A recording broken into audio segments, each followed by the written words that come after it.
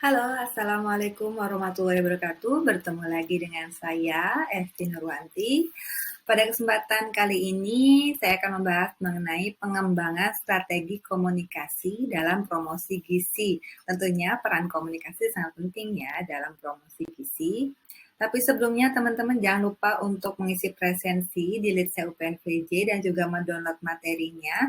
Kemudian teman-teman juga bisa mengakses YouTube-nya dan kita akan berdiskusi lebih lanjut dan saya juga akan memaparkan sedikit materi di Google Meet. Oke teman-teman, sebelum itu teman-teman diharapkan sudah membuat kelompok diskusi ya. Jadi ada 3 kelompok diskusi, nanti teman-teman bisa masing-masing kelompok mencari dan mendiskusikan contoh strategi komunikasi perubahan perilaku, misalnya dalam percepatan pencegahan stunting. Atau itu dulu ya yang kita fokuskan. Kemudian nanti tiap kelompok bisa memberikan komentar atau saran. Jadi kita nanti lebih banyak berdiskusi dan teman-teman juga lebih banyak untuk belajar mandiri ya. Oke, nanti dalam pertemuan berikutnya, karena alokasinya waktu 100 menit, jadi saya memberikan kesempatan untuk diskusi kelompok yaitu 30 menit ya, karena teman-teman ada 3 kelompok. Kemudian saya akan presentasi materi selama 70 menit. Kemudian apa aja sih yang akan dipelajari pada pertemuan kali ini? Jadi teman-teman, nanti kita akan belajar bagaimana sih strategi komunikasi untuk perubahan perilaku. Karena untuk merubah perilaku suatu individu ataupun bahkan suatu komunitas itu tidak mudah ya. Jadi perlu ada strategi komunikasi. Tapi sebelumnya kita harus menguasai masalah perilakunya, kemudian praktiknya seperti apa, kemudian bagaimana kerangka teorinya dan peta jalannya. Kemudian juga kita bisa menganalisis saluran komunikasinya bagaimana, kemudian apa sih yang menjadi tujuan strategi komunikasi perubahan perilaku yang akan kita susun ya.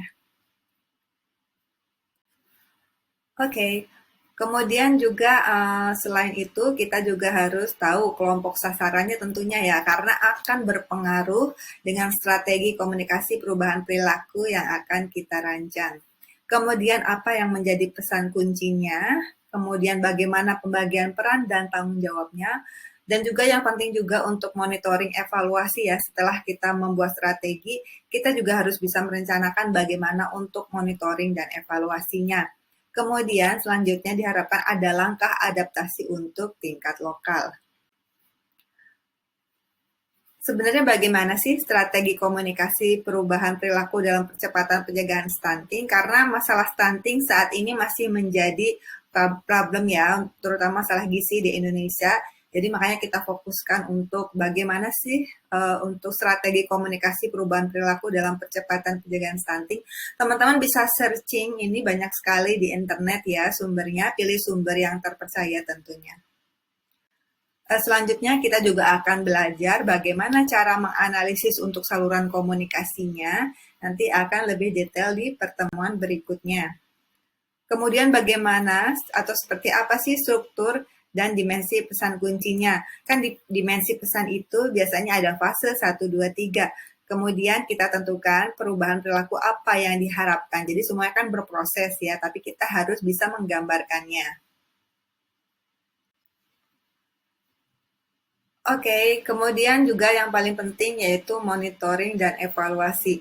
Bagaimana indikator capaian dan implementasi strategi komunikasi. Tentunya ini sangat penting sekali. Nanti teman-teman bisa searching terlebih dahulu ya.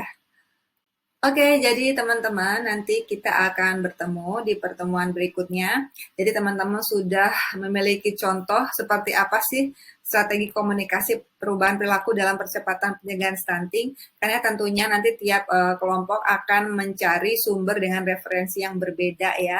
Dan nanti kita akan sharing-sharing, kita akan berdiskusi. Dan intinya saat sharing itu teman-teman sudah memiliki banyak pengetahuan dan wawasan ya.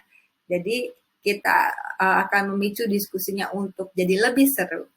Oke, teman-teman juga selain itu bisa mengakses referensi-referensi berikut ini. Ada beberapa buku dan juga beberapa sumber-sumber lainnya dari Kemenkes RI.